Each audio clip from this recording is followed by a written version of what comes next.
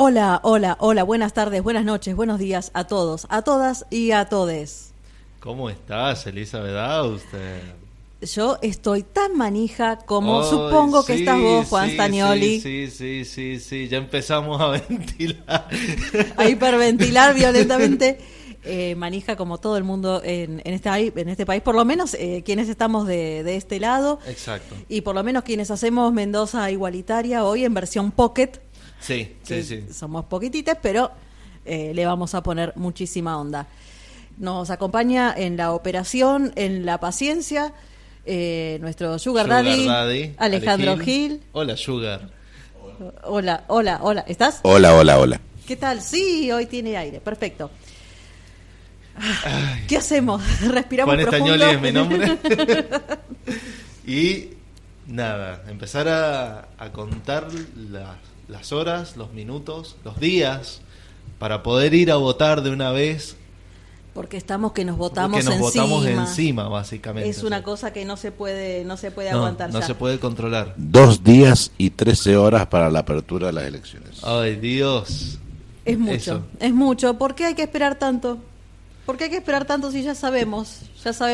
Y si quieren, dado que sí hay que esperar unos segundos, en un rato vamos a dar salida a al cierre de campaña de Frente de Todos en Mendoza, cuando hable Anabel. Mientras tanto, lo que les puedo ir adelantando, por si tienen todavía alguna duda respecto de qué hacer, para dónde salir corriendo en estas elecciones, les cuento una cosita. A ver, ¿qué tenés para contarnos? Hay un sitio que se llama queproponen.com.ar. Sí. A partir de ese sitio, uno puede meterse a cada una de las entradas que están vinculadas a los diferentes partidos que se presentan para estas elecciones y ver allí las plataformas, suponiendo que las tienen. Claro. Porque a veces algunos tienen plataformas y otros tienen algo como parecido. Bueno, yo lo que hice fue buscar dentro de cada uno de los enlaces lo que tiene que ver con nuestro temario más acotado, que es el de mujer, género, diversidad. Bien. Lo que he encontrado es que dentro del abanico bastante reducido de partidos o frentes que se presentan en esta ocasión, 10, para ser exactos, son los que se presentan. Bien, tenemos una gran diversidad, no hay tanto centro, lo que podía ser centro ha derivado directamente a derecha o Frente de Todos. En el medio prácticamente no ha quedado nada. Y dentro de eso lo que tenemos es una serie de partidos con un gran retroceso, como el Frente Patriota, que bueno, ya sabemos. Claro, es Biondini. O sea, no vamos a decir que son nazis, pero sí, que directamente hablan de... No son nazis. No son nazis. Por si no quedaba... No, pero no vamos a decir que representan lo más ultraconservador, reaccionario, violento y segregacionista de nuestra sociedad. No, claro que no. ¿Cómo vas a decir eso del querido Biondini? No vamos a decir que representan los más aberrantes antivalores. Tampoco. No pero lo bueno es que por lo menos, a ver, vos fíjate lo valioso que es el sistema, que le permite presentarse. Sí, es re valioso. A mí me da una paz. Sí. No, pero peor sería que no pudiera presentarse, porque lo que no podemos evitar es que piense como piensa. El problema es que se legitime ese pensamiento a través de elecciones. Eso para mí es muy complicado.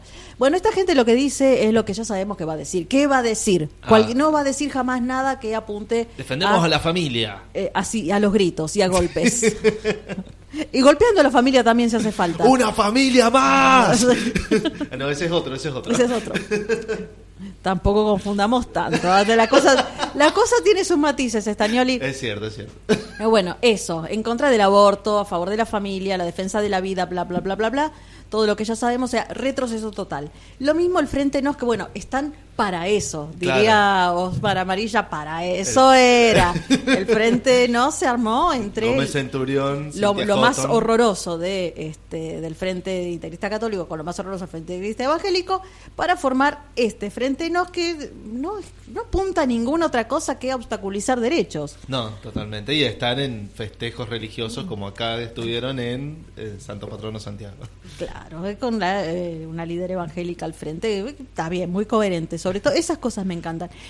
Pero bueno, lo que dicen es lo mismo que los otros, son un poquito más velados, la defensa de la familia, la visión trascendente de la vida, la defensa de la vida de la concepción, pero se ponen ya, con los tapones de punta y se paran de manos, porque lo ponen en altas, está en mayúsculas en su página, ¡no a la ideología de género! Me está gritando. Sí, Gómez sí. Centurión y Cintia Holman. Si quieren, no sé, entren a la página, búsquenlo y van a ver que está en altas, está en mayúsculas, está escrito así. Dios. Lo están gritando.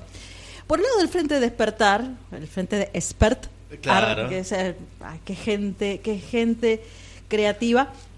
Básicamente, Un equipo creativo realmente. yo no quiero decir que ellos dicen que les chupa un huevo. Pero Les chupa un huevo un ovario. Les resbala por la genitalia de una manera escandalosa. Los leo tal cual dice. Son los libertarios. Son los libertarios. Dentro de nuestro espacio hay múltiples posiciones. Me resulta Claro. incompatible con la idea de ser libertario, pero bueno. Exacto. No solamente sobre la cuestión de la interrupción voluntaria del embarazo, sino también sobre la educación sexual integral, mira vos, y otros temas relacionados. Sin embargo, la despenalización del aborto no será un eje de la gestión en nuestro gobierno. Hay otros temas que serán tratados con mayor prioridad. ¿Cómo cuál? No sé, no me importa, estoy hablando de otra cosa. No obstante, debe quedar claro que si José Luis Espert accede a la presidencia, se compromete a no vetar ninguna ley, sea esta en favor o en contra de la despenalización del aborto. Insisto, Bueno. en lo que acabo de decir, o sea, le resbala por la genitalia casi como por un tobogán. Exactamente. O sea, si lo quieren hacer, que lo hagan. Yo no. ¿Qué me importa? Es Claro. básicamente Sí, el sí, eslogan ustedes. de todas las políticas Me públicas. importa un pito. Sí, y un ovario, y una vulva, y todo lo demás. No les importa. Por el lado de el oficialismo, Ajá. Juntos por el Cambio. Bueno, ahí ¡No ya se pasamos. inunda más! ¡No se aborta más! Pasamos a lo declamativo, porque A ver. esto es puramente declamativo. Yo estoy tratando de cebar. Yo Sí. les dije, no me pongan en misa y la procesión porque se me complica mucho. Estoy tratando de hablar de frente al micrófono y cebando mate a la vez. Acá nos falta Sebastián Rodríguez, que lo único que hace en este Absolutamente. programa es cebar mate. Se va a venir. Claro. Claro, acá tiene que venir a poner orden. Digo, lo declamativo, acompaña e impulsa el movimiento social por alcanzar la igualdad de derechos entre las mujeres, la paridad de género, bla, bla, bla, nos cuestiona, nos obliga a repensar políticas, instituciones y actitudes, pero no dice nada más. No se trata de un tema de mujeres, más allá del progresismo femenino. Está Vamos hablando a escuchar a Anabel Anabel. Fernández Sagasti, la escuchamos unos minutos. Bueno, me alegro, la verdad que estoy muy emocionada de poder estar acá en Guaymallén. Gracias, Alejandro, por recibirnos. La verdad que lo primero que quiero contarles es que, bueno, no solamente estoy acompañada por ustedes, por mis compañeros, por los 5 candidatos a diputados nacionales que no tengo más que palabras de agradecimiento por poner el cuerpo en esta campaña. Sé lo que eso significa. Agradecerles a sus familias, que son lo que nos bancan, y bueno, nuestros candidatos a intendentes, que se están caminando todos, sino que hay algunos mendocinos que quiero que conozcan, pero eso lo vamos a hacer enseguida. Lo primero que quería contarles es algo muy importante para Mendoza. Ayer estuvimos junto a Jorge en el cierre de campaña nacional de nuestra fórmula, de Alberto y Cristina, pero antes de eso tuvimos algo que es muy importante y que fue la firma de actas acuerdo, que trabajamos junto con la fórmula nacional, cada uno de los gobernadores y candidatas a gobernadores y gobernadoras en este caso. Y la verdad que ese acta la construimos hablando con nuestros intendentes, preguntándoles qué necesitaban para cada uno de los municipios, qué necesitaba su pueblo. Y les quiero contar qué es lo que llevamos nosotros, porque significa mucho la provincia que queremos construir juntos. Y además de el primer punto ser de obras estratégicas, que la mayoría tienen que ver con la producción, con cómo nosotros vamos a generar empleo genuino en la provincia de Mendoza. Y ahí incluimos la 188 de Alvear y Malargüe, también la Ruta 40, que tiene que ver con Patamora y la plaza de servicios que queremos hacer para Vaca Muerta, el Paso a las Leñas, zonas francas, tanto en San Martín como en Luján, revitalizar la de Luján, pero también el saneamiento, un hecho histórico y un reclamo histórico de Las Heras y de Maipú, el este de Maipú, que tiene que ver con las cloacas, y así podría seguir todas las obras que nosotros soñamos y nos comprometimos junto a Alberto a construir cuando él sea el próximo presidente de la Nación. Pero no nos quedamos ahí, porque sabemos que también queremos garantizar otras cosas que tienen que ver más con lo social, que tienen que ver con la salud, que tienen que ver con la educación, que tienen que ver con la vivienda, y le pedimos apoyo para el plan que Jorge ha diseñado de viviendas sociales, y le pedimos algo que para mí es algo que me han pedido muchos estudiantes y muchos papás, y creo que es un derecho que tenemos que garantizar en Mendoza, porque si vemos el resto de las provincias hay muchas que han podido. Lo han podido hacer Catamarca, Córdoba, Misiones, y estoy hablando del boleto educativo gratuito, que va a ser un derecho que va a ayudar a nuestros pibes y a nuestras pibas a poder terminar la escuela, poder seguir en el terciario, y también va a ayudar a los papás a que puedan tener unos pesos más en el bolsillo para poder llegar a fin de mes. Y otra cuestión que nosotros la venimos planteando y tratando de que en la sociedad mendocina se hable es el tema de las adicciones. Y es un tema que nosotros le pedimos a Alberto que nos ayude a construir 5 centros integrales de rehabilitación de adicciones para todos los mendocinos que están sufriendo, su familia, y que el Estado esté presente ahí, porque es un tema de salud y la provincia también se tiene que hacer cargo de eso. Y por último, algo que tiene que ver muy con lo productivo, y hace 6 años que la provincia de Mendoza tiene crisis hídrica, y a mí me parece increíble que nosotros no hayamos tomado el toro por las astas, haciendo hincapié en nuestros valores, en lo que para nosotros significa estar en este desierto y haber construido esta Mendoza hermosa. Y tiene que ver con el sistema hídrico, tiene que ver con la impermeabilización de canales, tiene que ver con la construcción de reservorios para así nosotros poder ayudar a los pequeños productores y medianos productores a que intrafinca tengan el riego tecnificado que necesitamos en la provincia de Mendoza.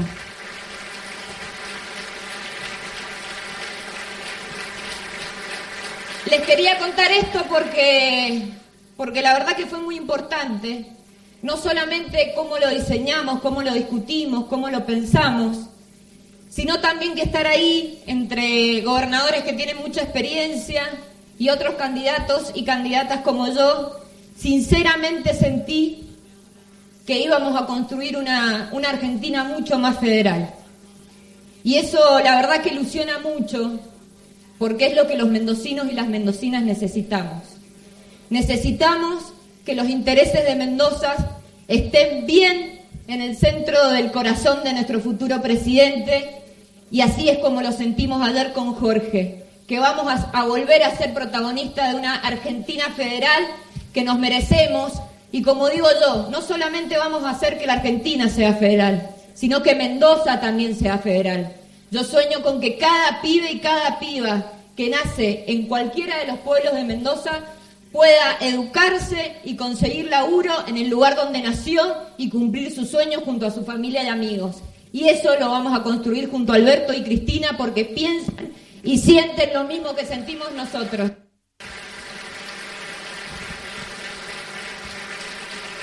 Pero bueno, les dije que estaba acompañada y quiero que se presenten rapidito cada uno de los mendocinos y mendocinas que nos acompañan. esos mendocinos que trabajan como todos nosotros todos los días y que representan a muchos otros mendocinos que no están acá, pero que sobre todo significan la fuerza del trabajo, esa fuerza que mueve montañas y derriba destinos que parecen que no se pueden cambiar. Así que les paso el micrófono, espero no caerme. Ahí está, gracias. Que se presenten, ahí vamos. Hola, buenas tardes, mi nombre es Alejandra y soy modista. Hola, buenas tardes, soy Leandro Martínez, soy estudiante de la licenciatura en piano en la Universidad Nacional de Cuyo. Hola, ¿qué tal? Soy Martín, soy técnico de televisión satelital. Hola, buenas tardes, Anabel y todos compañeros y compañeras. Soy el doctor Zapata, Arnaldo Zapata, médico. Hola, me llamo Esteban y soy enfermero profesional. Buenas tardes, Anabel. Soy Nicolás Cuello, arquitecto. Hola, compañeros. Buenas tardes. Guillermo, abogado.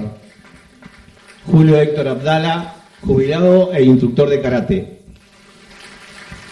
Buenas tardes, Anabel. Mi nombre es José Luis, me dedico a la tornería. ¿Qué tal? Buenas tardes. Mi nombre es Leandro Meloni, soy comerciante en Guaymallén. Hola, compañeros y compañeras. Mi nombre es Cintia Cortés, soy trabajadora bancaria. Hola, buenas tardes. Mi nombre es Cristina Holguín y soy promotora social. Hola, buenas tardes. Soy Viviana Cá. Bien, vamos escuchando el cierre de campaña de Anabel con la presencia de compañeros y militantes. En Guaymallén, entonces. En Guaymallén, con los precandidatos a diputados nacional, Marisa Uceda y Alejandro Bermejo, empezaron a hablar ellos y, bueno, ahora se están presentando diversas personas de diferentes ámbitos que seguramente van a ir comentando también sus experiencias de cara a estas elecciones. Y antes de enganchar con Anabel, Eli, estabas comentando justamente lo que proponen cada una de las plataformas electorales y nos habíamos quedado en el frente de Juntos por el Cambio, que es el oficialismo. Sí, acotando esto exclusivamente a lo que tiene que ver con el temario básico, el temario núcleo de este programa. Como dice la selección, y esto lo puede hacer cualquiera que entre a cualquiera de las plataformas, es simplemente una vez que entran a la página, que entran al enlace, van a la sección, a la opción de buscar dentro del buscador, dentro del navegador, ponen las palabras claves que les interese: mujer, género, diversidad en nuestro caso, ponen deuda, ponen lo que sea, lo que quieran profundizar, y ahí se van a encontrar con las propuestas de cada uno de los frentes. Por el lado de la izquierda sí tenemos un pronunciamiento muy concreto respecto de estos derechos, que es algo que bueno, ya todos lo conocemos porque toda la izquierda se ha columnado siempre en defensa del aborto legal, seguro y gratuito, así que están en esa misma línea. Lo vemos tanto en el Frente de Izquierda y de los Trabajadores Unidad como en el Nuevo Más. El Frente de Izquierda le pone más énfasis, por otro lado, a derechos económicos, como plata para combatir la violencia de género, no para el FMI, derechos de las mujeres trabajadoras y a igual trabajo, igual salario. El Nuevo Más enfoca en la violencia de género, además, como digo, del derecho al aborto legal, y a reclamar contra la trata, la explotación sexual, femicidios y la violencia hacia mujeres, travestis y transgénero. Recordemos que el Frente de Izquierda Unida lleva a Nicolás del Caño como precandidato a presidente y el Frente Nuevo Más a Manuela Castañeda. Exactamente. Y para cerrar, bueno, acá es cuando, como digo, una termina botándose encima. Porque honrando el trabajo que se ha hecho durante todos estos meses a lo largo y a lo ancho del país, desde todos los ámbitos de militancia, lo que tenemos es una plataforma muy extensa, muy detallada, con propuestas muy concretas y que apuntan a todos los ámbitos de las vidas de las personas. En lo que hace específicamente a y no lo dicen como mujeres, a mujeres y personas integrantes de la diversidad de identidad sexo-género, es decir, todo el espectro LGBTI y mujeres en particular, pero entendiendo que se trata de sectores que hemos tenido nuestros derechos vulnerados y avasallados durante mucho tiempo. Y como digo, poniendo la perspectiva de género en los diversos ámbitos que hacen a nuestras vidas. Por ejemplo, en lo previsional, creación de ANSES Mujeres, es decir, una seguridad social con perspectiva de género. Lo mismo en ciencia y tecnología, en desarrollo sustentable, paridad de género en el Poder Judicial, retomar la participación en foros internacionales contra la trata de personas, entre otros problemas globales que también se consideran. Y específicamente respecto de, para hacerlo breve, porque como digo, hay que meterse en la página y recorrer toda la plataforma, que es interesantísima, además por la dirección. La página es...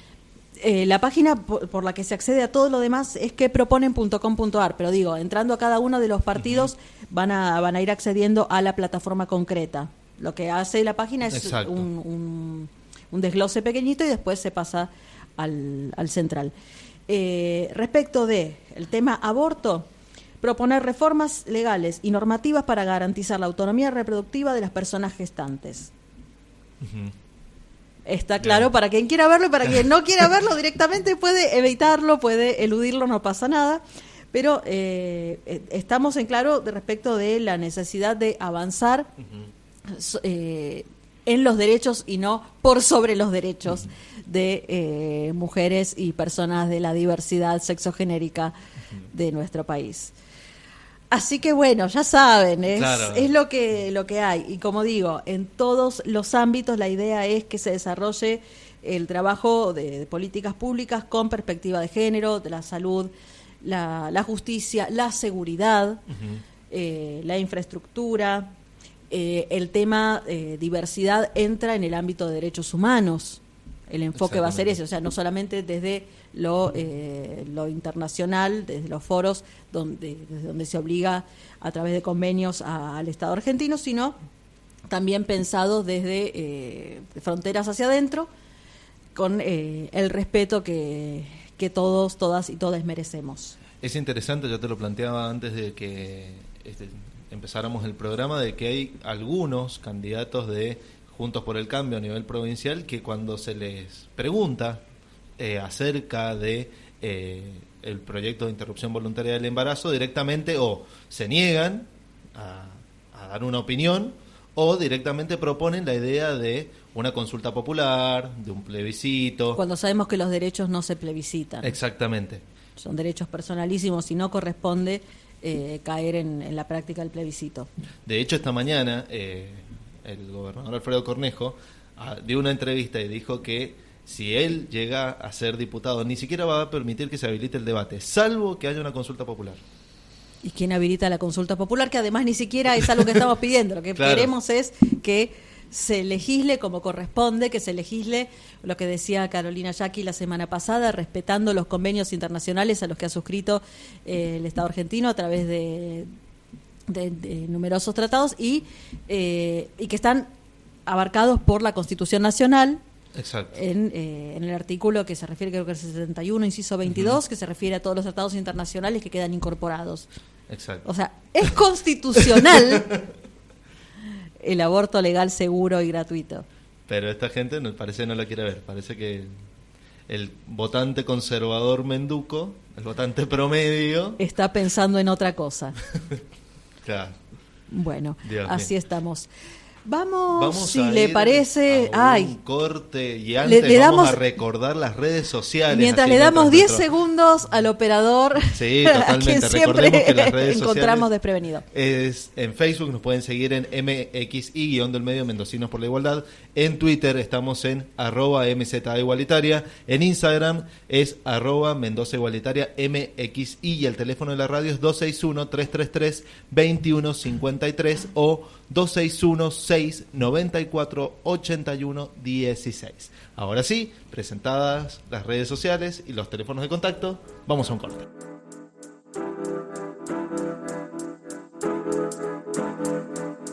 Ya volvemos con Mendoza Igualitaria.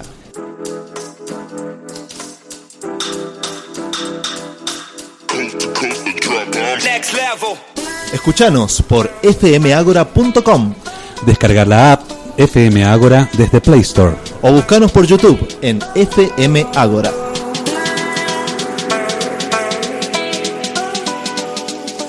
Bien, ahora sí, estamos en el segundo bloque de Mendoza Igualitaria, el programa de mendocinos, mendocinas y mendocines por la igualdad.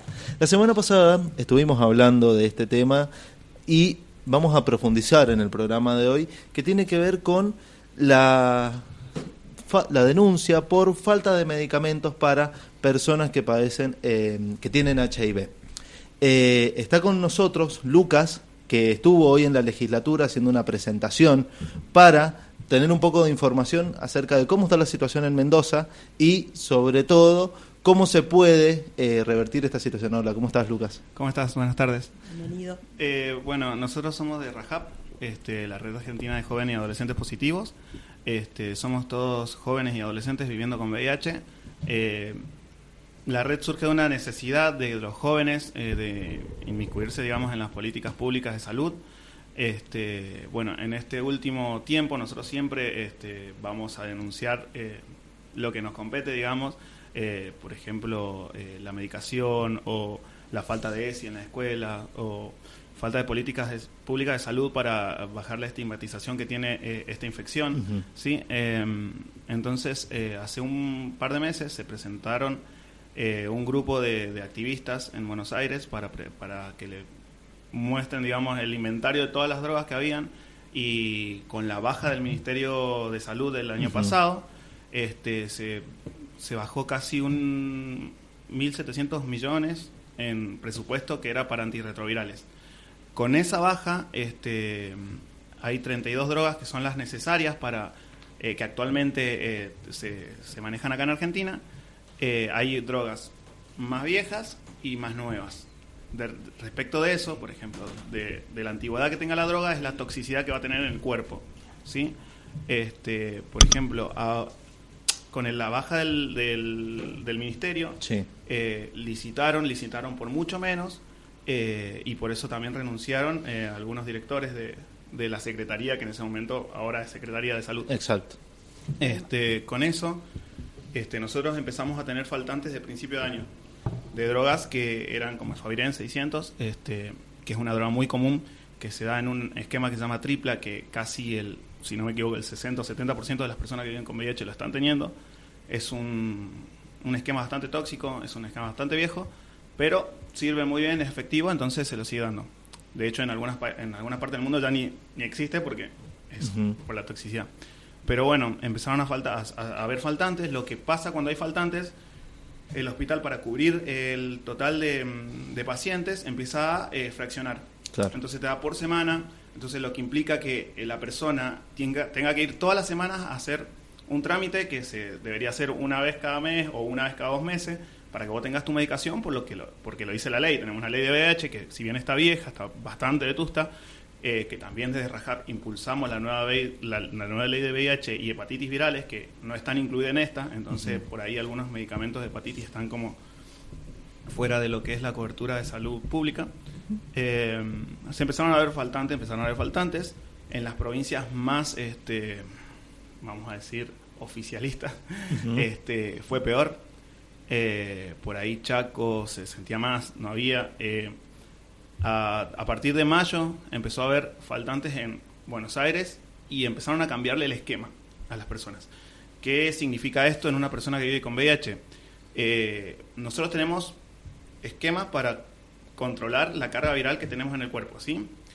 Si nosotros tomamos mal la medicación, es culpa nuestra. Ese esquema, o sea, el virus se puede hacer fuerte ante ese esquema, y ese esquema ya no nos sirve más, ¿sí? Pero ¿qué pasa? Si nosotros cambiamos la medicación, tampoco podemos volver para atrás al esquema. Se puede, pero se hace como un test y un montón de cosas que afectan a la persona, ¿sí? Empezó a faltar Darunavir 600 y Ritonavir 200, que es una droga compuesta que se usa también en muchos esquemas y es una droga bastante actual, que es bastante amigable. Es una de las que tomo yo y está bastante buena. empezaron a faltar y lo que le dieron la opción a los pacientes era de cambiársela. En Buenos Aires están cambiando la medicación de los pacientes sin siquiera consultar a un infectólogo. Es como pasar por la farmacia, no tenemos Darunavir, pero te damos esto, que es lo que tenemos. Es un problema muy grave porque esa persona puede perder ese esquema. Y si de repente pierde el otro, ya tiene 2 esquemas menos y, a ver, no son infinitas las drogas para los antirretrovirales, ¿sí? Entonces, a este nivel estamos hablando de el problema que estamos viendo. Por eso en Buenos Aires se juntaron activistas, pidieron este informe, salió que faltaban muchas drogas, que no habían licitado drogas todavía, empezaron a pedir respuestas y empezamos a juntarnos en el ex Ministerio de Salud, mis compañeros de Buenos Aires, con otras redes que también trabajan con VIH, y bueno, nos bajaron a todas las provincias que íbamos a hacer una jornada nacional en pedido a respuesta sobre este tema, ¿sí? Entonces por eso hablé con los chicos de Rock and Vida, con los chicos de Vivo Positivo, nos juntamos, todos estamos pasando por lo mismo, así que nos juntamos, salió esto en una semana, 2, presentamos la nota al PAPSI para que nos den una respuesta de cómo estamos acá actualmente en Mendoza y bueno, estamos a la espera de una respuesta. Sí. Bueno, mientras lo dejamos tomar un mate, respirar profundo y tomarse un mate, preguntamos, Lucas, algo que tenemos que tener en cuenta siempre que hablamos de inversión es que incluso cuando no se redujera el presupuesto de cualquier cartera, por la devaluación que hemos tenido, por la enorme inflación que hemos tenido, aunque, como digo, no se tocara un centavo de ese presupuesto, ya estamos perdiendo capacidad de compra de medicamentos porque todo sale mucho más caro. Pero si además a todo eso le agregamos un recorte, estamos en una situación sumamente crítica. Y lo otro, bueno, cuando hablamos de VIH estamos hablando de un virus, cuando hablamos de las enfermedades provocadas por agentes oportunistas, hablamos de virus, hablamos de bacterias y son agentes infecciosos que en este momento en todo el mundo están ganando batallas contra los medicamentos justamente por el mal uso que se hace, por el abandono de esquemas o por lo contrario, por la sobremedicación a personas que no necesitan eso. Entonces, lo que necesitamos justamente es aferrarnos fuertemente a esquemas que resultan y respetarlos, y es lo que no se está haciendo. Exactamente, sí. Lo ideal sería poder tener un esquema y vivir con ese por el resto de tu vida. Claro. Por ejemplo, ahora yo estoy bastante cómodo con el esquema que tengo, son 2 pastillas en la noche y nada más. Lo que logra, a ver, ¿por qué la importancia del tratamiento antirretroviral? Una, por el bienestar de la persona, y otra porque también es bienestar a su salud sexual y reproductiva, porque sabemos que cuando una persona está indetectable no transmite el virus por vía sexual, entonces es como que necesitamos que las personas tengan su medicación en tiempo y forma, porque si ya es difícil adherir al tratamiento es saber que tenés que tomar una pastilla toda tu vida. Como cualquier otra enfermedad, no estamos discriminando ninguna enfermedad, pero por ejemplo, el VIH es mucho más estigmatizado, se han echado chicos, nosotros tenemos casos de chicos que los echan de su casa, que les separan platos, que no los dejan tocar a los hermanos menores y cosas así.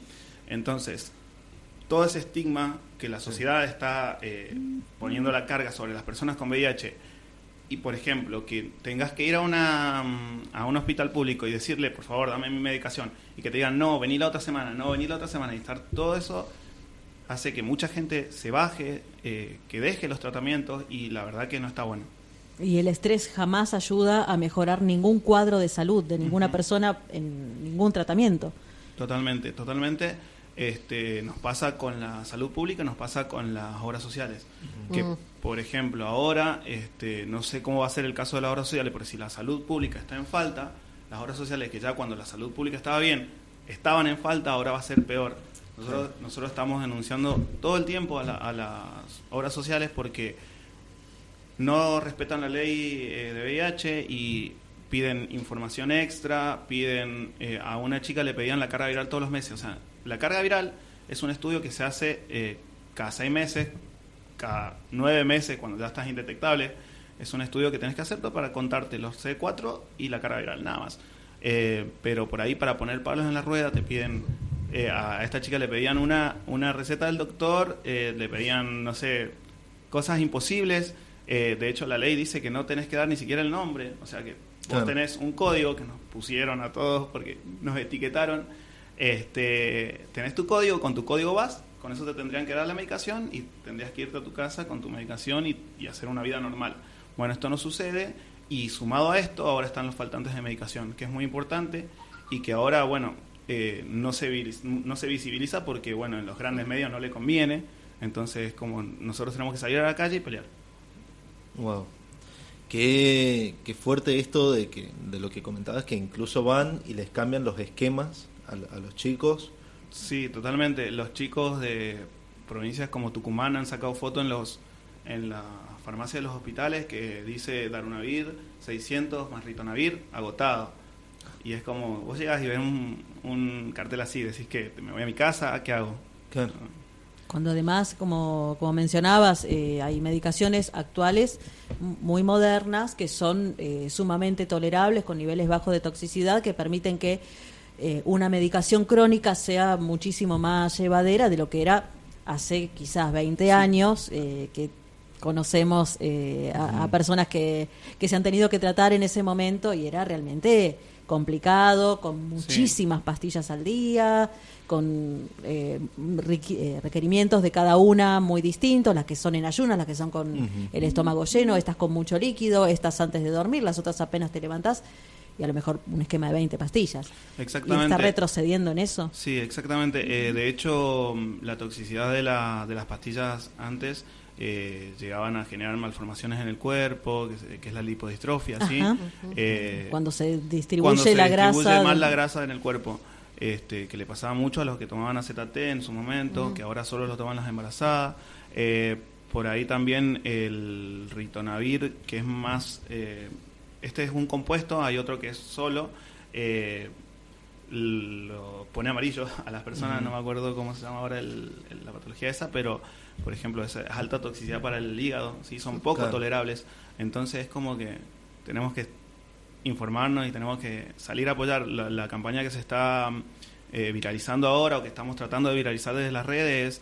No hace falta tener VIH para hablar de VIH, no hace falta tener VIH para luchar juntos, porque por ahí un amigo te acepta todo, pero le das un flyer de VIH y no lo compartes porque por ahí tiene miedo a que alguien piense que tiene VIH. Claro. Y ya hay ese miedo, ese estigma.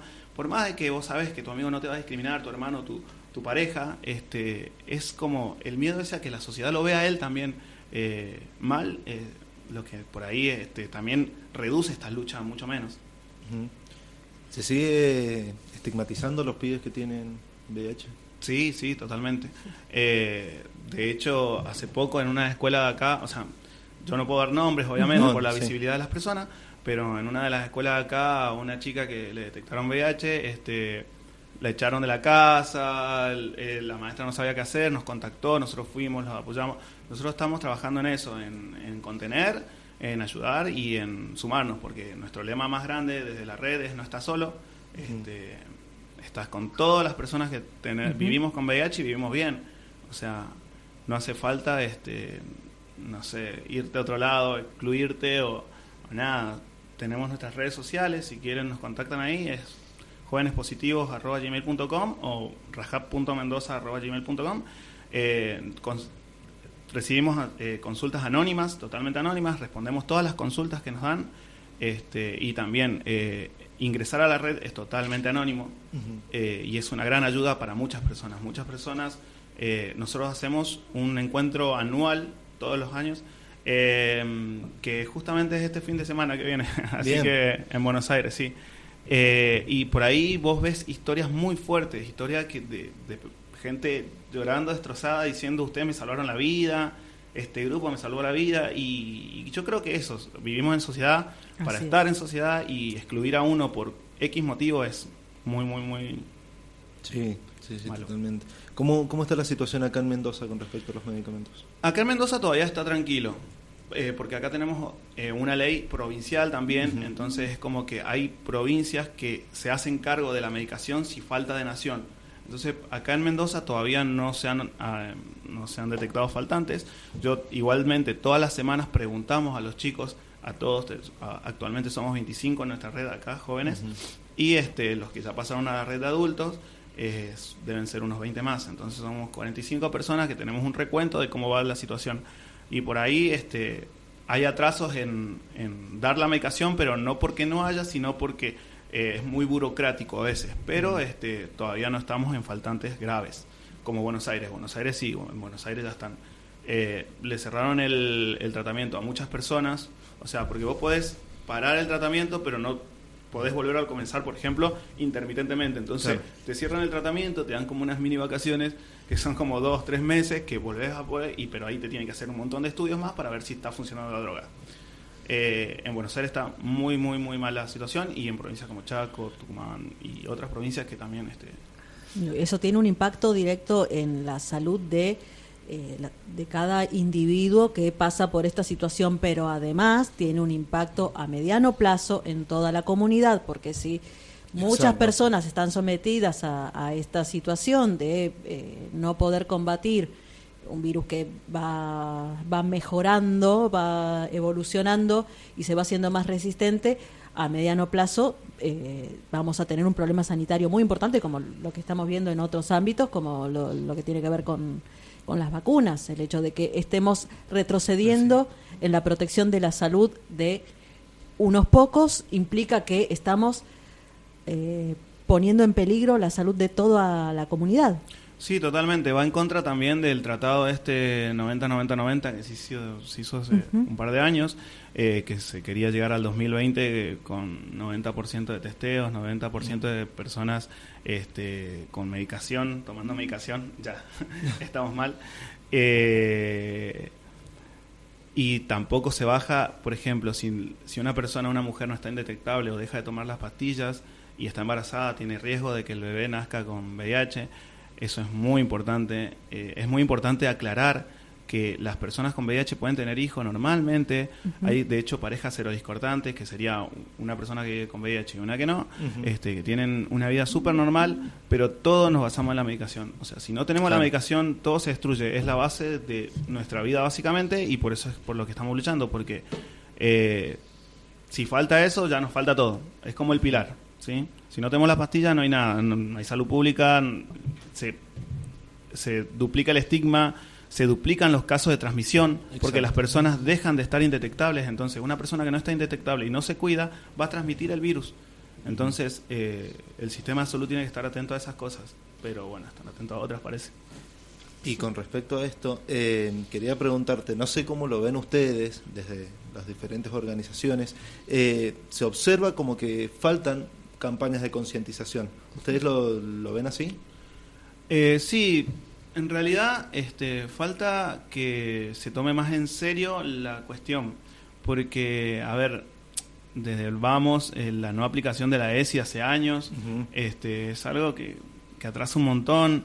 El tema de que no haya personas viviendo con VIH en los espacios, también, porque, a ver, una persona que ha estudiado y que sabe un montón te puede contar, te puede enseñar, te puede decir un montón de cosas de VIH, pero la verdad es que si no vivís con VIH no sabés lo que es tomar la medicación todo el día. Por eso nosotros que decimos que por ahí los médicos piensan que somos dispenser de pastillas, que tomate estas 30 y andate, y ahí termina para ellos la adherencia. La adherencia es mucho más, la adherencia es llegar a tu casa y poder tomar las pastillas correctamente, la adherencia es que tu familia te lo recuerde, porque por ahí te olvidás. La adherencia también es no estar escondiendo las pastillas. Hay un montón de chicos que esconden las pastillas de su familia porque no sabe la familia que tiene VIH. Entonces, por ahí, para la gente disidente, las personas gay, es como una doble salida de closet. Imagínate un gay que todavía no puede decir abiertamente su sexualidad, y que todavía tenga VIH, que esté ocultando la pastilla, que esté ocultando los estudios, que tenga que irse toda la semana al hospital. ¿Por qué vas al hospital toda la semana? Es muy difícil esa situación. Claro.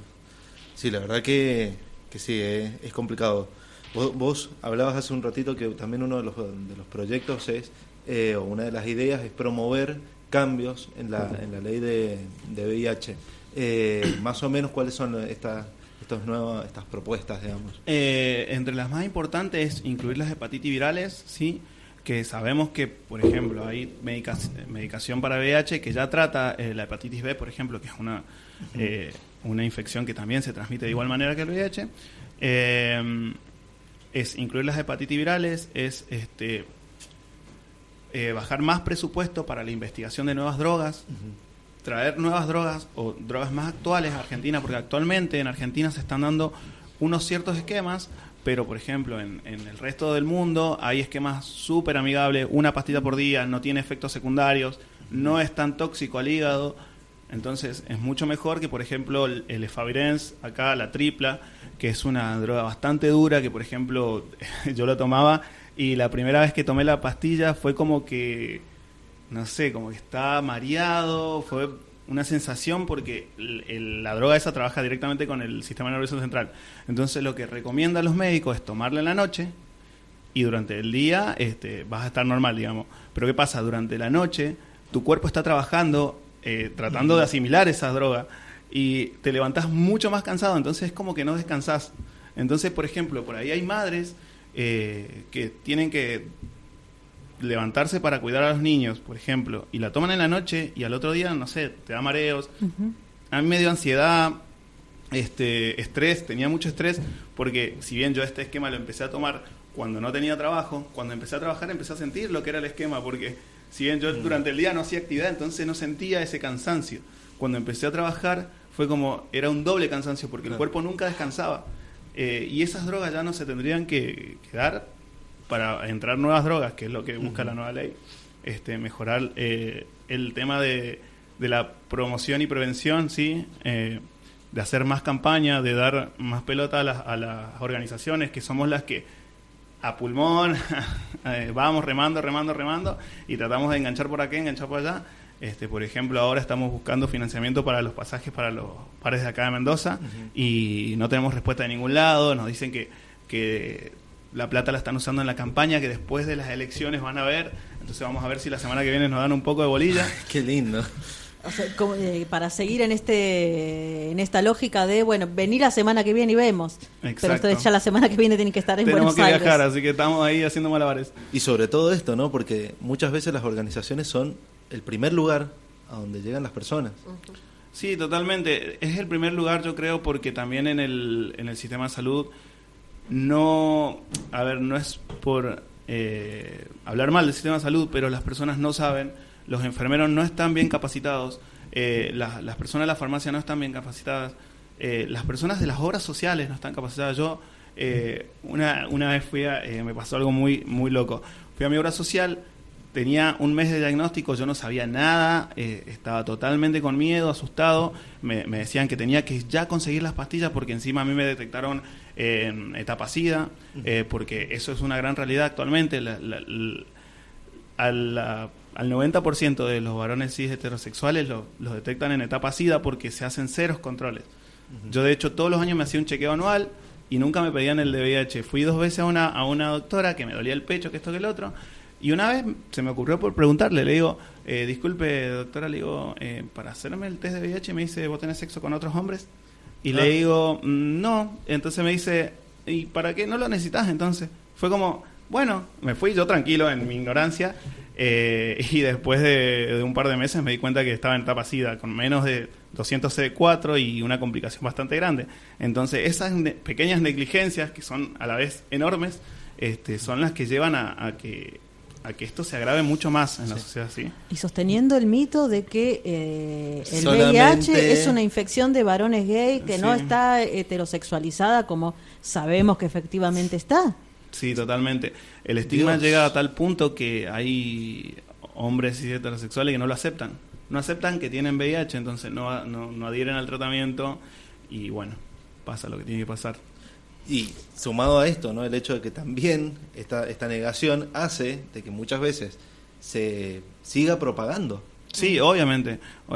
Acá tenemos un caso que unas chicas nos cuentan que hay un chico que él dice que no tiene VIH, sabemos que tiene VIH, pero no lo quiere aceptar, entonces él va a seguir transmitiendo el virus hasta que no lo acepte, digamos, y tome la pastilla y pueda estar indetectable y un montón de cosas.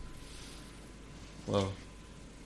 Por eso insisto, para mí las campañas de concientización son primordiales y tienen que ser hechas por organizaciones y por gente que sepa, porque no es lo mismo que te vaya a dar la enfermera y que te dé de manual algo que no sé, que lo podés leer en cualquier lado, o que vaya una persona que vive con VIH o un infectólogo que se rodea de personas que viven con VIH y te diga la verdad, que te diga estas cosas son crudas, son difíciles, pero son reales, y tenemos que saber que actualmente la estigmatización de VIH no ha bajado casi nada.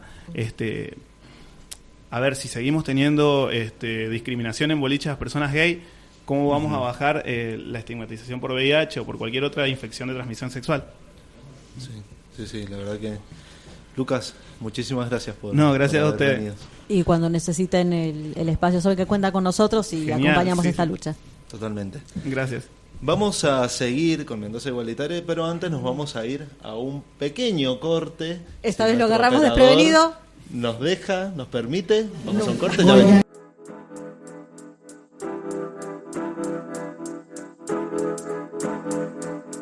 Ya volvemos con Mendoza Igualitaria.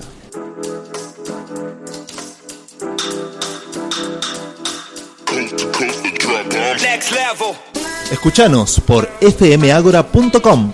Descargar la app FM Agora desde Play Store. O buscanos por YouTube en FM Agora.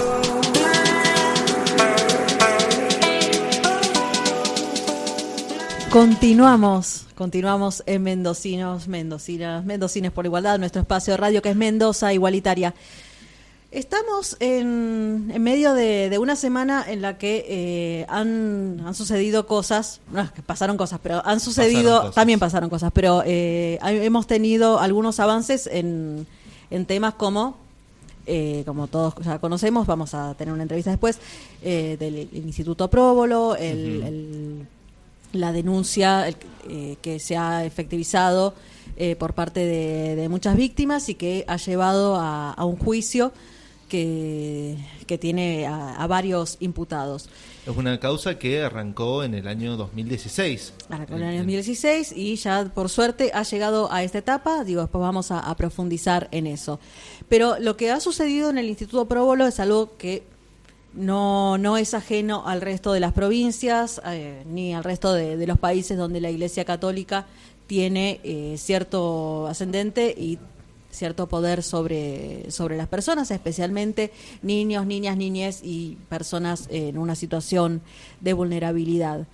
Para conversar sobre esto y para saber cómo se trabaja en estas situaciones, cómo se lucha contra esto y cómo se acompaña a las víctimas, nos acompaña hoy Marcela Orellana de la Red de Sobrevivientes de Abuso Eclesiástico de Argentina. Hola Marcela. Hola, ¿cómo están? Muchas gracias por esta invitación a la Red de Sobrevivientes. Y sí, justamente esta presentación que hace Eli permite situar la problemática de el próbolo en medio de una situación que es de Argentina y es una situación a nivel mundial. El abuso eclesiástico es una realidad que atraviesa las sociedades, no podemos decir sociedades contemporáneas, sino que es desde siempre, ¿no? Hoy día los medios de comunicación permiten visibilizar esta situación, las redes son una gran herramienta que permite sociabilizar a quienes han sufrido esta terrible vulneración en sus vidas, pero esto es algo que viene con la historia de la Iglesia. El micrófono. Bien, sí, te vamos a pedir. Ahí está, ahí, así te escuchan un poquito. Muchas gracias. Ahí está. Perfecto. Sí, mencionabas lo que viene de hace mucho tiempo, no sé si corresponde decir que es algo estructural o que se ha hecho un abuso de poder muy importante durante siglos. Es que en realidad el abuso eclesiástico es un abuso de poder que en ocasiones muchas ocasiones, tiene que ver, o sea, se manifiesta como abuso sexual eclesiástico, pero es abuso de poder, y entonces es estructural, viene con la misma conformación de la institución eclesiástica, y está apoyado en un sistema jurídico propio de la Iglesia, en un sistema jurídico que es el que avala que se pueda cometer delitos, porque no son pecados, son delitos, y que estos delitos no sean juzgados como tales, sino que sean considerados pecados o que sean considerados situaciones propias de la vida eclesiástica que requieren procedimientos de retiro, de reflexión, y que no pasen a la justicia ordinaria, que es donde deben juzgarse como tales. ¿Por qué? Porque hay un sistema jurídico eclesiástico que funciona en paralelo al sistema jurídico de los estados. Entonces se escapan estos delincuentes del peso de la ley que nos cabe a todos los ciudadanos. Porque, bueno, en la Argentina en particular tenemos un concordato hecho creo que en los 60, y que además, por lo que estás contando, al pensarlo como pecado y no como delito, no se contempla el hecho de que de estas prácticas se las quiera considerar pecados o delitos. En concreto hay víctimas, porque esto que se hace sobre alguien, contra alguien. Sí, es así. Y las víctimas son numerosísimas. El hecho de que esto ha sido tan difícil, es tan difícil de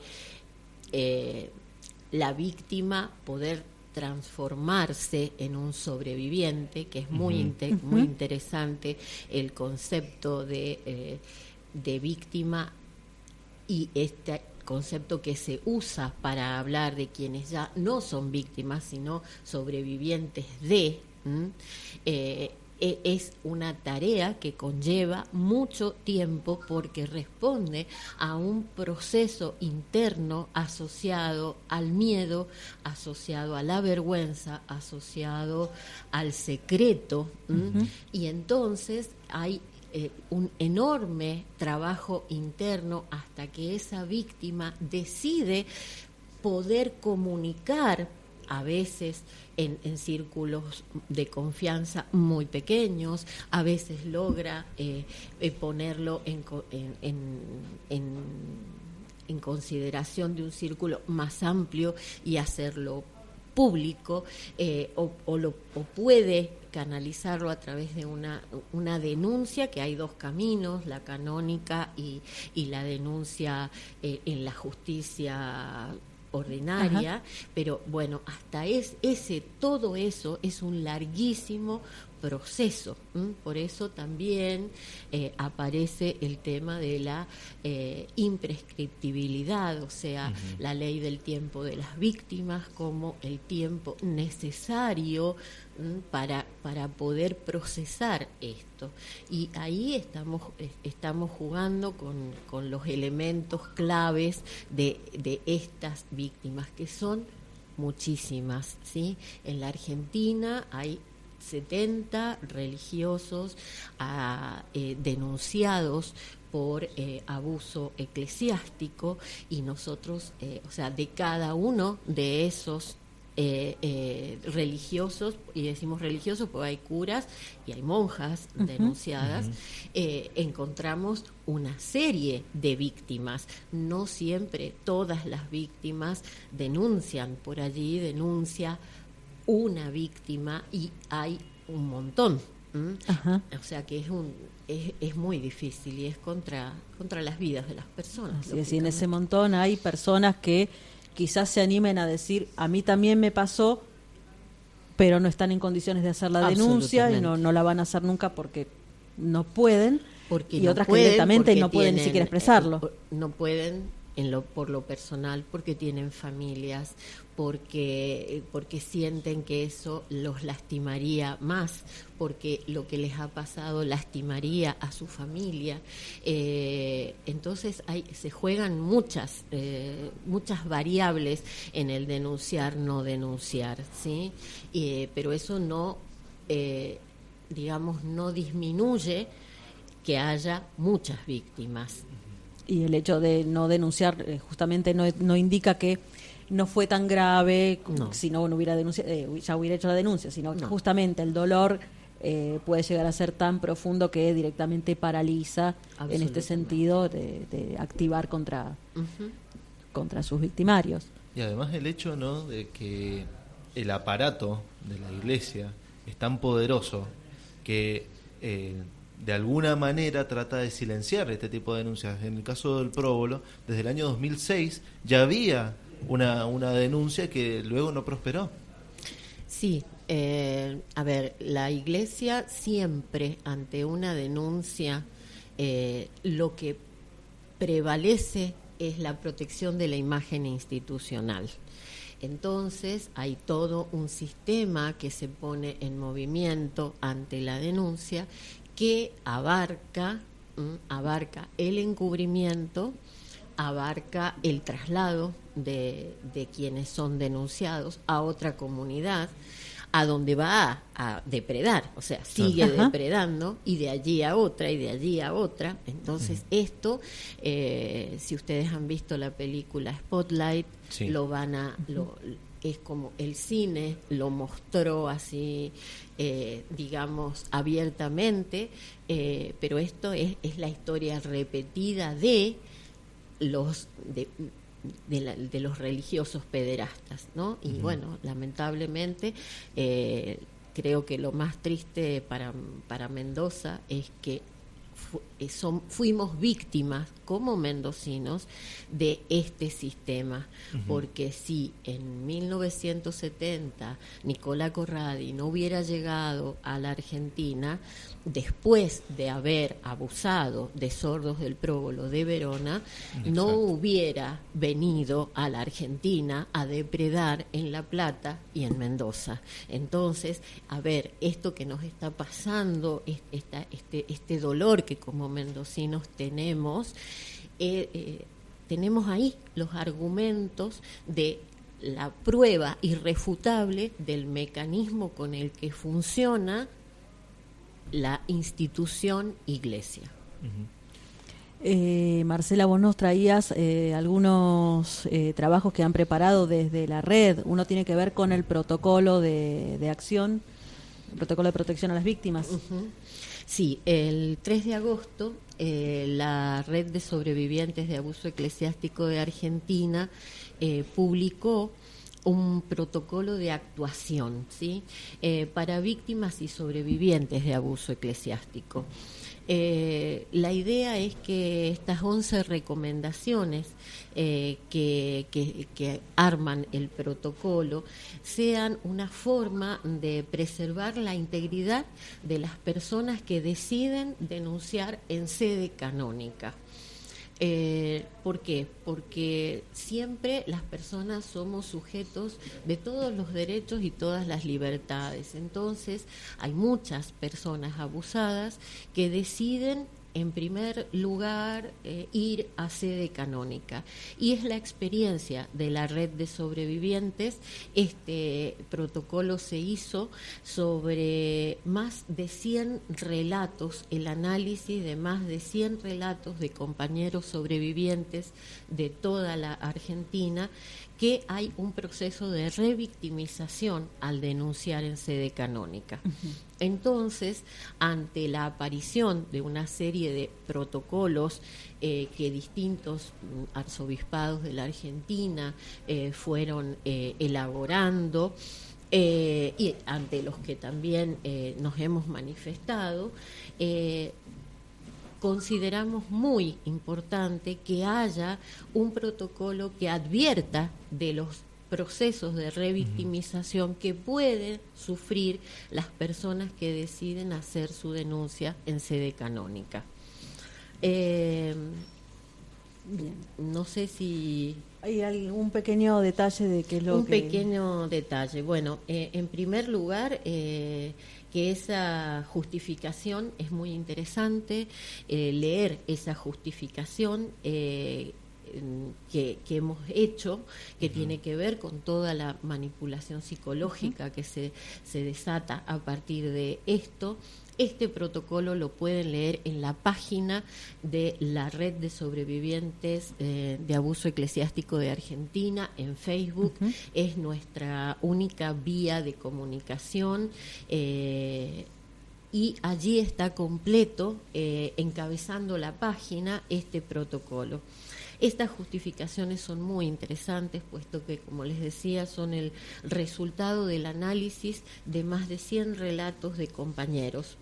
Y fundamentalmente nosotros queremos comunicar cuáles son los objetivos de hacer un protocolo. En primer lugar, difundir y alertar acerca de las acciones propias de las autoridades eclesiásticas al tratar a los sobrevivientes que recurren por justicia a la Iglesia Católica. En segundo lugar, evitar la manipulación y la revictimización. En tercer lugar, impedir caer en engaños y abusos de poder.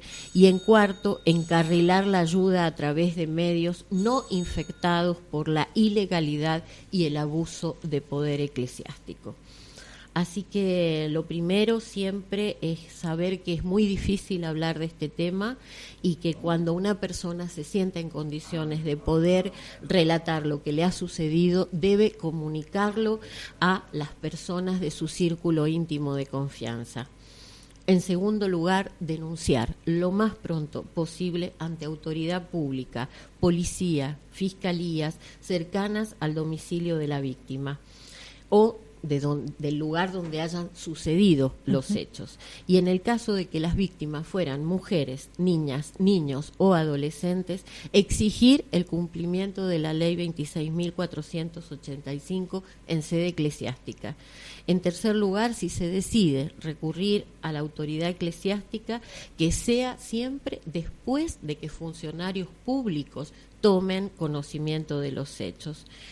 Evitar brindar datos personales y sensibles a la autoridad eclesiástica, no hacerlo nunca, ya que es habitual que quienes abusan los utilicen en su propia defensa, no responder ninguna encuesta que simule ayuda, imparcialidad o pedido de datos objetivos. Acaba de circular una encuesta en Chile vergonzosa de la Universidad Católica. No firmar nunca nada, nunca entrar solo a ningún tipo de entrevista cuando el motivo de la misma sea el abuso sufrido.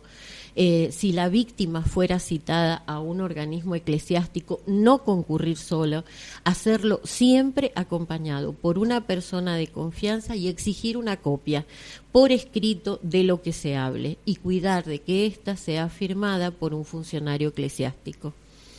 Evitar información relativa a los pasos legales a seguir, no dejarse engañar por la promesa del resarcimiento económico dentro del procedimiento canónico, porque justamente el procedimiento se inicia para investigar al abusador y constituye ese eje que se engarza con el sistema de encubrimiento. Y la regla de oro que decimos nosotros para discernir si la Iglesia está actuando legalmente es verificar que esté aplicando en sus organismos las convenciones internacionales sobre derechos humanos con la colaboración de profesionales independientes, es decir, no clericalizados, especializados en el área de los derechos humanos. Es decir, asegurarse de que la Iglesia no se está juzgando a sí misma, sino que se está ateniendo a la ley. Pudimos hablar con Carlos Lombardi, que es el asesor legal de esta red de sobrevivientes de abuso eclesiástico, con quien tuvimos la oportunidad de profundizar en lo que tiene que ver con el caso que se está juzgando ahora, como decimos, del Instituto Próbolo, y nos ha contado cuáles son los detalles de lo ocurrido hasta ahora. Escuchamos la entrevista. Bueno, se le asegura la garantía de defensa del juicio y del debido proceso legal. A eso se suma que el día 13 ya estaba prevista una pericia a otro de los imputados creo que es el famoso jardinero que trabaja, decía las veces en esa función en el próbolo, que ya estuvo fijada esa audiencia, esa pericia, los efectos de determinar si es imputable o no. Si la pericia le saliera a favor de él, bueno, el juicio se cae, entre comillas, para él, pero continúa para el resto de los imputados y los dos sacerdotes. Y si, digamos, le saliera mal, en contra de él, continúa el juicio normalmente. Es el estado procesal del caso Próbolo 1, digamos, porque recuerden los oyentes que la causa Próbolo está compuesta por 3 causas. La 1, que es esta, iniciada contra los sacerdotes; la segunda, iniciada contra los directivos, profesionales, psicólogos, la representante legal, que encubrieron a los delincuentes, es decir, sabían de los hechos y de los delitos, pero nunca los denunciaron; y la causa Próbolo 3 es la que se lleva a cabo contra la religiosa japonesa. Lo que pone de manifiesto con mucha claridad el entramado que implica esta clase de abusos, porque no hablamos de un sacerdote pervertido, ni hablamos de una monja violenta aisladamente, hablamos de toda una red de complicidades. Tal cual, no solamente una red de complicidades, sino un sistema de encubrimiento meticulosamente pergeñado por la autoridad vaticana, que en el caso del Próbolo inicia en Verona, en Italia, continúa en La Plata y termina en Mendoza. Es una plaga de abusadores sexuales, dejados en libertad, otorgándole una especie de salvoconducto en Italia para que se trasladen a la Argentina, a Mendoza y a La Plata. Y bueno, acá recalaron Giovanni Granuccio, actual director o subdirector del Instituto Próbolo en Italia, que anda en libertad caminando por la calle muy campante. Eliseo Primati, que es otro predador sexual, cuya libertad ha sido solicitada mediante un pedido de extradición por parte de la fiscal platense, y el sujeto que tenemos acá en Mendoza, Nicolás Corral. En Mendoza ya había fallecido, recuerden, Fratello Spinelli, Luis Spinelli. Hay otro octogenario lascivo y perverso que le hicieron una cámara oculta, no sé si se acuerdan, vieron el video por internet, en donde un anciano postrado en la cama y que muy sonrientemente decían que violaban niños. Bueno, ese es digamos, los personajes que están siendo protagonistas principales de estos juicios. Carlos, ¿las familias están recibiendo alguna clase de apoyo, de acompañamiento, de asistencia en este momento, o las están dejando que se arreglen como pueden? Las familias de las personas denunciantes. A ver, hasta donde sé y hasta donde la red de sobrevivientes acompañó, porque nosotros ahora colaboramos desde otro lugar, entendemos que están siendo contenidos por los profesionales que no solamente los asisten legalmente, sino también de otras profesiones. Ahora, entiendo que el gobierno de Mendoza ha sido bastante indiferente, por más que ante la prensa haya manifestado interés, digo, bastante indiferente al pedido de ayuda de distintos elementos y bienes que necesitan estas familias, que son totalmente vulnerables en cuanto a su posición dentro de la sociedad. Esperemos que sí, que exista la ayuda. A mí no me consta hoy. Y el hecho de que haya sido tan sencillo para la iglesia desprenderse de un edificio como ha sido el del Instituto Próbolo, que ahora está en poder de la Municipalidad de Luján, ¿no es un buen antecedente? Por supuesto que no, y deja ver el talante inmoral, porque esa es una palabra la más liviana que podemos decir, son los inmorales de pies a cabeza, sobre todo el obispo Bochatei, un señor perverso y siniestro que negó desde el principio hasta el final los hechos en Italia y los hechos acá en Mendoza. Ese señor fue el responsable de jugar una carta del Vaticano, una carta política que el poder político de Mendoza recogió. Es decir, ofreció en venta el predio del Próbolo a un precio irrisorio, porque supuestamente no pueden mantener inactivo ese predio, y el poder político los sacó del fango, estirándole la mano y sacándolos de ahí de la ciénaga, pagando 100 y pico de millones de pesos por un predio que valía 8 veces más. Demuestra que eso es otra prueba más de interés que tienen las víctimas y sobrevivientes de ese tipo para la iglesia, y sobre todo para este personaje siniestro de apellido Bochatei. ¿Qué pasa con la conservación de las pruebas, de las evidencias que puede haber en el instituto, en el edificio, respecto de estos juicios que tienen tantos frentes. Bueno, esa fue una de las primeras quejas que planteó la querella y los abogados defensores de las víctimas, el hecho de haber vendido el predio, el edificio, el inmueble, y además las refacciones que tengo entendido, porque por lo menos se ha visto en la prensa y se ha publicitado, las refacciones al edificio ha hecho que se perdieran numerosas pruebas. Desconozco, porque no estoy dentro de la querella, desconozco si se pudo recuperar alguna o preservar algún recinto en donde se hubieran cometido delitos. Muy preocupante de cara a la resolución del caso. Por supuesto que es preocupante. Ahora, entiendo que también existe un cúmulo de pruebas, testimonios periciales importantes que amerita la elevación a juicio. Si no, yo entiendo que ni el fiscal ni los querellantes hubiesen admitido la elevación sin tener la prueba suficiente. Estamos avanzando en ese sentido en la credibilidad del testimonio de las víctimas, es decir, cuando las víctimas hablan, se expresan, manifiestan de la forma que pueden, por la edad, por discapacidad, dentro de sus posibilidades. ¿Estamos avanzando en creer el testimonio de las víctimas? Sí, eso más allá de las, como se dice vulgarmente, chicanas de las defensas de los sacerdotes, incluida la monja, más allá de esas herramientas procesales o chicanas que se plantean desde la defensa de los imputados, el testimonio de las personas afectadas, niños, niñas, adolescentes, jóvenes, es sumamente creíble, por no decir totalmente creíble. No en vano están los hechos imputados atribuidos a Corral y a Corbacho. De modo tal que eso no se discute, salvo, por supuesto, lo van a discutir los abogados defensores o la abogada defensora oficial de los sacerdotes.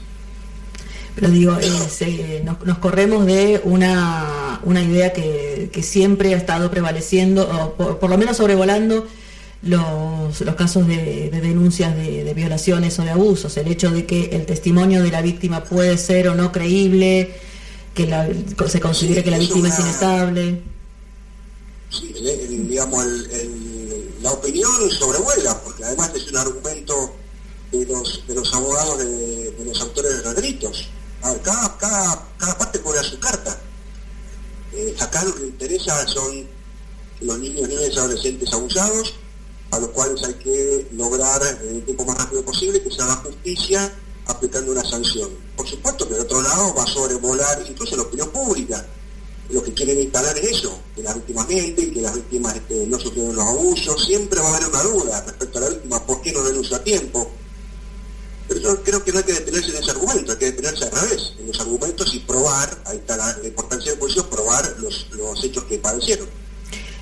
Carlos, respecto de este caso, ¿sienten, tienen el acompañamiento de una buena parte de la prensa? Por lo menos, esto lo hemos comentado el año pasado, hay profesionales del periodismo que están trabajando día a día con este caso, haciendo el seguimiento, haciendo la cobertura de las instancias legales, poniendo a veces emociones muy, muy profundas en esto. Pero más allá de eso, ¿sienten el acompañamiento de la sociedad? ¿Sienten el acompañamiento de organizaciones de la sociedad civil en este caso? A ver, la función de la prensa, de los comunicadores sociales, ha sido fundamental, porque además de la valentía de las víctimas que se han animado a dar el paso para denunciar, primero para comunicar a sus familiares los hechos padecidos, y además esto llega a la justicia, hay que sumarle a esa valentía, la función de los medios de comunicación social, de ustedes los comunicadores sociales, que ha sido clave, fundamental para hacer visible el flagelo. Por tal que desde el punto de vista de los medios, Hola. Y de parte, hola. Sí, ahí te escucho. Y de parte de la opinión pública, entendemos que también, la condena social y la condena mediática ya está. Lo que falta es la condena. ¿Por qué? ¿Por qué la condena social y mediática? Porque el modus operandi, el sistema delictivo de encubrimiento que aún hoy la Iglesia Católica mantiene, lleva a que se comporte de esta forma, que las redes sobrevivientes nos cansamos de recibir denuncias y acompañar a víctimas y sobrevivientes en los distintos casos nuevos que salen. Ahora, que no se refleje en la opinión pública, en la calle, acompañar a las víctimas, es otra cosa. Eso ya forma parte de la apatía social En el caso de Mendoza es crónica, no solamente a las víctimas de abuso eclesiástico no las acompañan, no acompañan un montón de otras cosas más y reclamos. El Estado mendocina es muy apático. Pero en esto, por lo menos, sí hay una condena clara. En este caso, como te digo, hay una condena social y mediática clara. Bien, y eso supongo que hay que celebrarlo de alguna manera.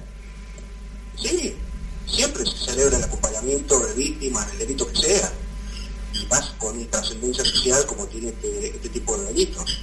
Otra cosa es que se refleje en la calle, ¿cierto?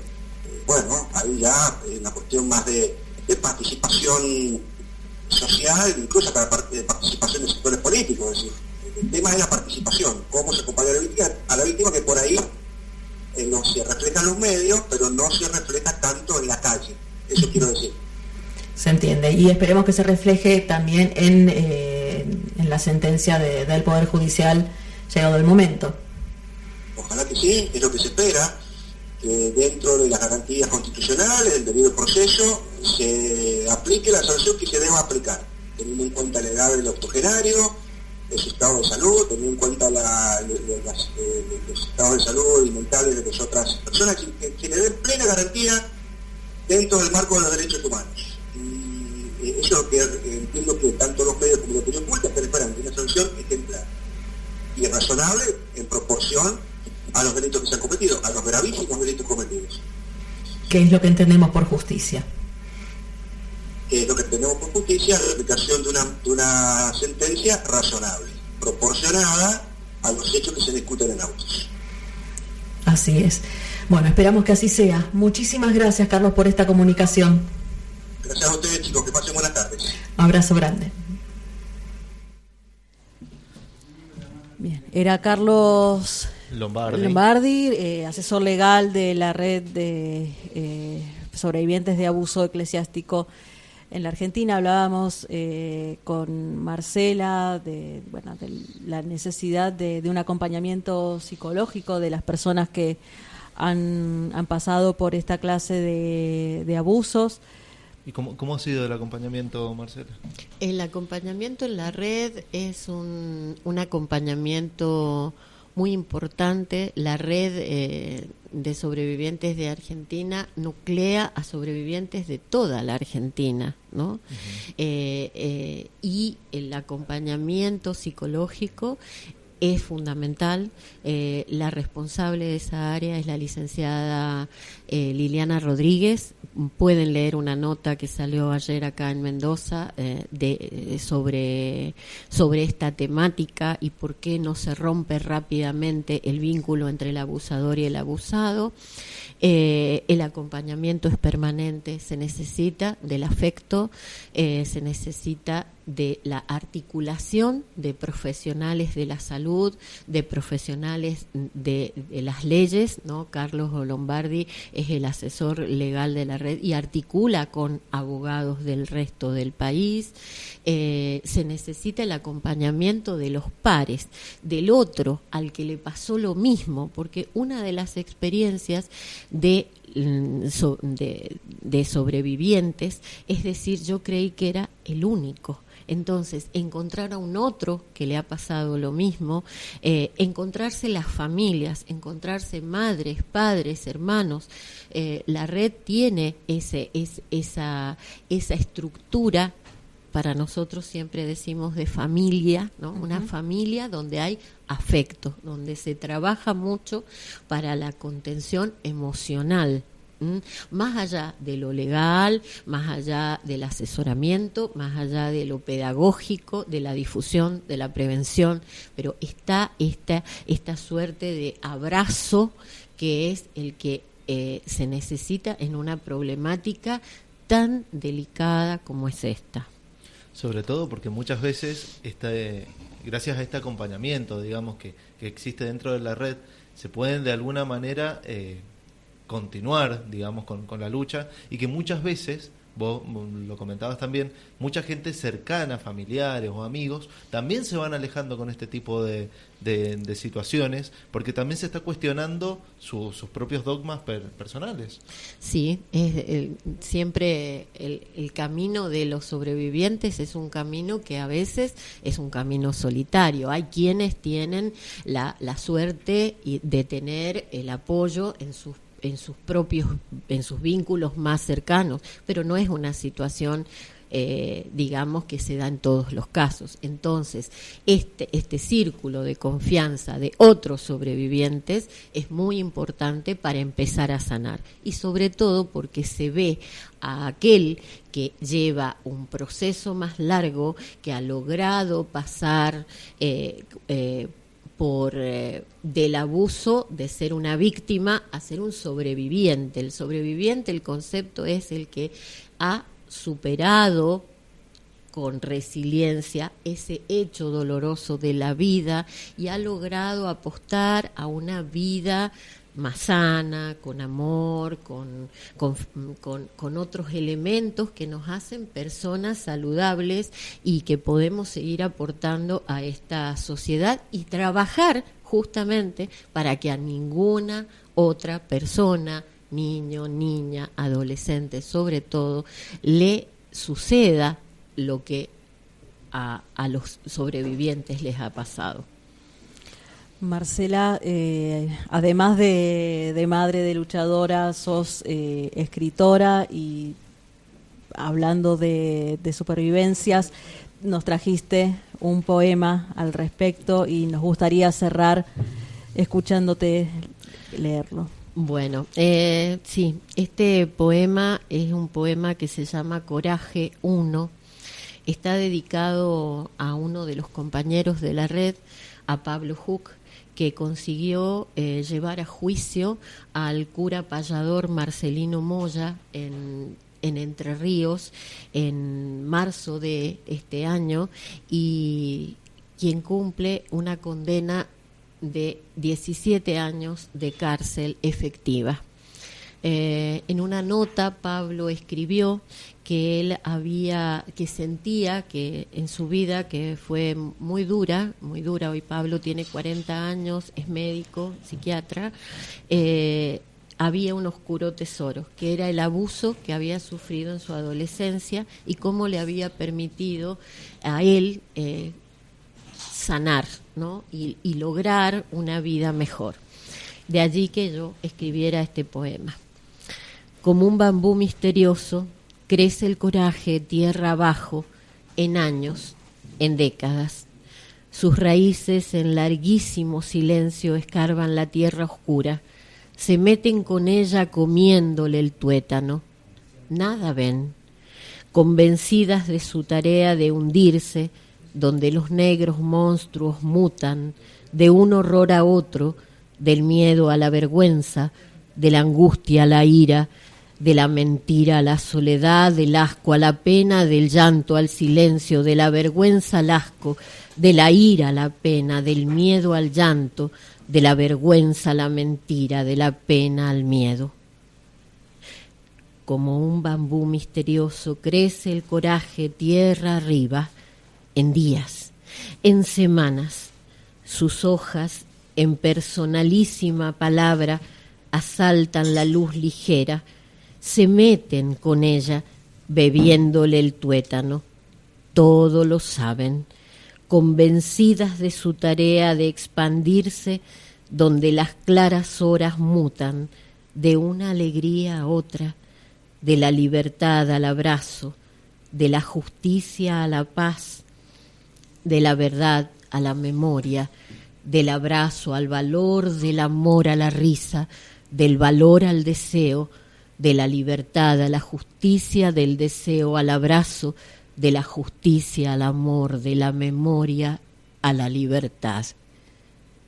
El coraje es una vorágine vertical de ligera luz y oscura tierra, levantada ante nuestros ojos. Suele tener la altura de un hombre.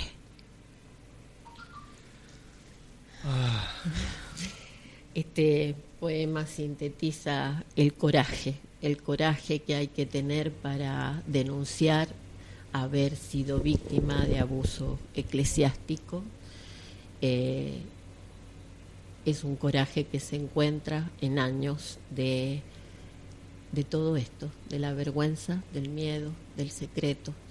Por eso todo el respeto y todo el apoyo de la red de sobrevivientes de abuso eclesiástico de Argentina para los valientes sobrevivientes del próbolo, y es el respeto y el apoyo que le pedimos a la comunidad mendocina que tengan también para con ellos, y que exijamos que se haga justicia y que haya una condena ejemplar. Acompañamos definitivamente ese pedido. Adherimos totalmente. Bueno, hemos llegado al final del programa, estamos muy sensibilizados, la verdad que... Muchas gracias. Como para romper el ánimo, vamos a irnos con un tema que hace alusión a esto. Por favor. Uno de Liliana de Felipe, que se llama... ¿Cuál de los dos? ¿Cuál es el que no hemos pasado? Voy a misa. Pero voy a misa. Bueno. Muchísimas gracias, Marcela, por acompañarnos muchas hoy. Gracias en nombre de todos los compañeros de Argentina, ¿sí? Y ojalá se haga justicia. Así es, vamos a seguir reclamando por eso. Gracias a quienes nos acompañaron. Vamos a cerrar ahora con un poquitito más de Liliana Felipe. Gracias por estar de ese lado, gracias a quienes han venido hoy. Y bueno, sepamos votar a favor de nuestros derechos este domingo. Por supuesto, el domingo, Fernández, presidente, vicepresidenta, ahí tenemos que estar. Así es. Y ojalá que las pasos sean buenas para todos. Chau.